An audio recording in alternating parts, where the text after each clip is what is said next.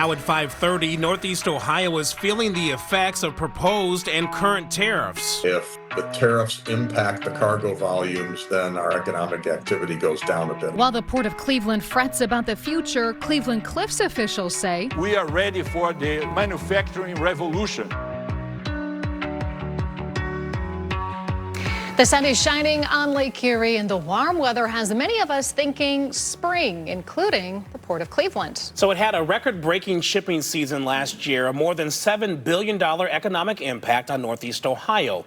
And with the 2025 season about to get underway, News 5's John Kosick is checking back in with the port tonight. He has a look at what they're expecting to see and how that could be impacted by tariffs. Living in Northeast Ohio, we often take our watery backyard that is Lake Erie for granted. And when we do think of it, we think of... I love going on jet skis. Fishing. Oh, boating, skiing. Do you ever think of cargo and freighters? Cargo and freighters, nah. When I go in Lake Erie, I tan. Not really thinking about cargo, but... The folks at the Port of Cleveland don't take offense. You know, if you get out of the maybe inner ring suburbs or, close proximity to Cleveland and don't see the lake every day and aren't downtown, you don't realize the activity that we generate. Which in 2024 was $7 billion, a record that heading into this year they had every reason to believe they would match or top.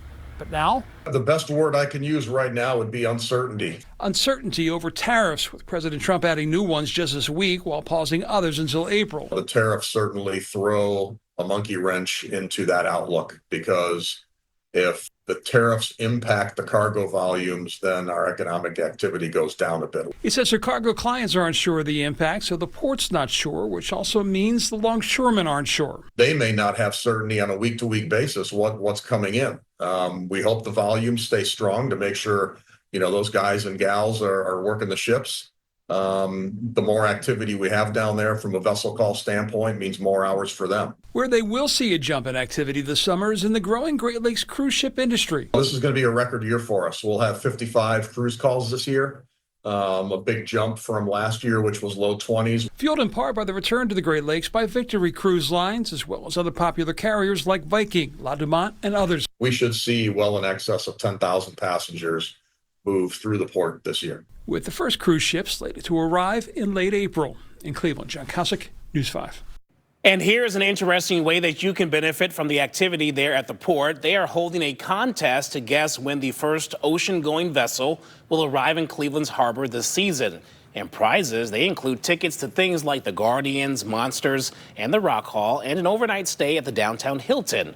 All this information will be posted to our website, news5cleveland.com. All right, let's bring John back into the conversation now. John, as you mentioned, a lot of people feel uncertainty amid the tariff talk, but one group behind them, the steel industry, which is a major player at the port, too. A lot of people forget we had steel tariffs in 2018, and the steel industry benefited from them, and they were negatively impacted when they were rolled back under USMCA.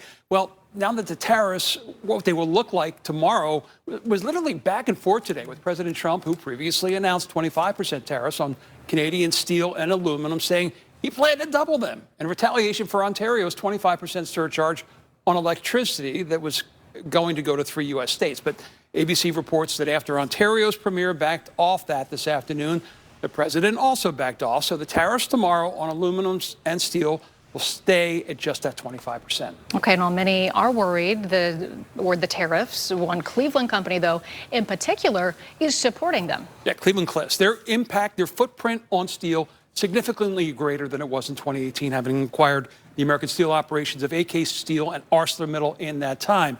Well, they're already the largest auto industry supplier of steel, and now they're looking at more, and they joined, the CEO did, with Bernie Moreno last week to talk about rally behind the tariffs. They say the tariffs will force American industries that buy U.S. steel to buy American. And Lorenzo Gonzalez hopes his company will play a major role in that push.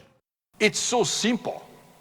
If you want to avoid penalties, if you want to avoid tariffs, if you want to do well for the American people, build things, produce things, manufacture things in America. Of course, the question is, how much does that add to the final cost down the line? And all this could change, as it has over the course of the past month and a half, as it has over the course of the past day. Well, it certainly is a great lake, as you just laid out for us, both with fun activities and economic activities. Yes. Busy, bustling. All right, John, thank you so much for your reporting.